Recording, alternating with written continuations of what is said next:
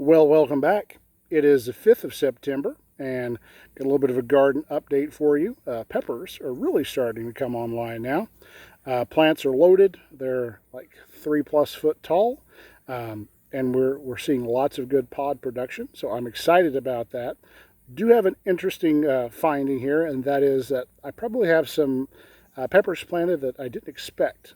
So I had planted Naga BBG7 orange and yellow, as well as MA Wardricks, which are all super hots. But all of a sudden, I started getting red-colored Nagas off of plants that should be throwing orange-colored Nagas. So what you saw me hilariously eat before was this guy right here. This is a Naga BBG7 orange, which is a cross between a Naga and a 7-pot bubblegum.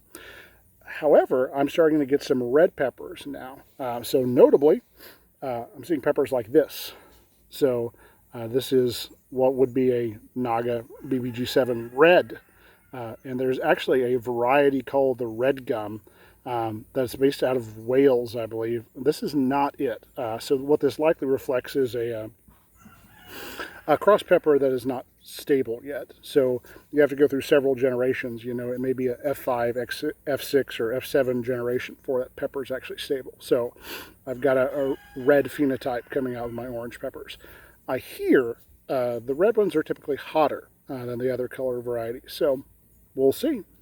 Got a lot of feedback that, oh my God, you know, you're going to kill yourself. Don't do this. There's actually quite a bit of academic research out there regarding the health dangers and benefits of eating hot foods, and the general consensus is hot foods are not dangerous for you.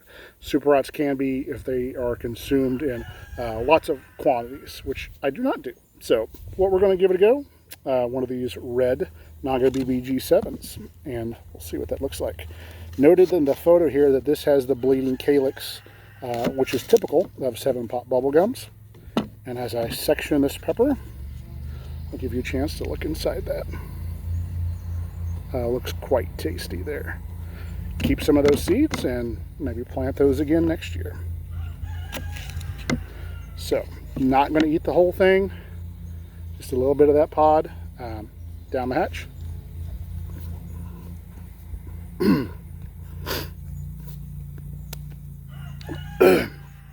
It's quite hot again. That one is every bit as bad as the orange. In the throat, on the tongue, really significant. Feeling those hiccups coming along pretty quick.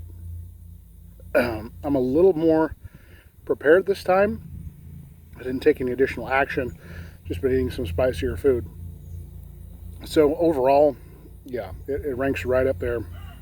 Great for making sauces or dehydrated powders, but not particularly great for fresh eating. I offered some people on social media the opportunity to try some of these peppers and had no takers amongst my small circle of friends. So that's too bad. I think you guys can do this. It's not as bad as it initially was in my first video. I just really was not prepared for it. So while I'm here enjoying this heat, and note I have not actually taken a drink yet, I'm going to take the opportunity and let's go actually look at the plants. So we'll give you the grand farm tour here as we walk. We are in zone 7A, which is quite warm. So we have a fairly long growing season, but I just got these plants in the ground too late, and they were too small when I transplanted. Being early September now, though, they were doing quite good. So that's something I'm excited about. First plant here, and I know the sun is super bright. This is an MA Wardricks. I don't know if you can see some of the awesome pods in there, but there's some real honeys that are in development right there. And then a little further down, these plants are huge, like 4 foot tall.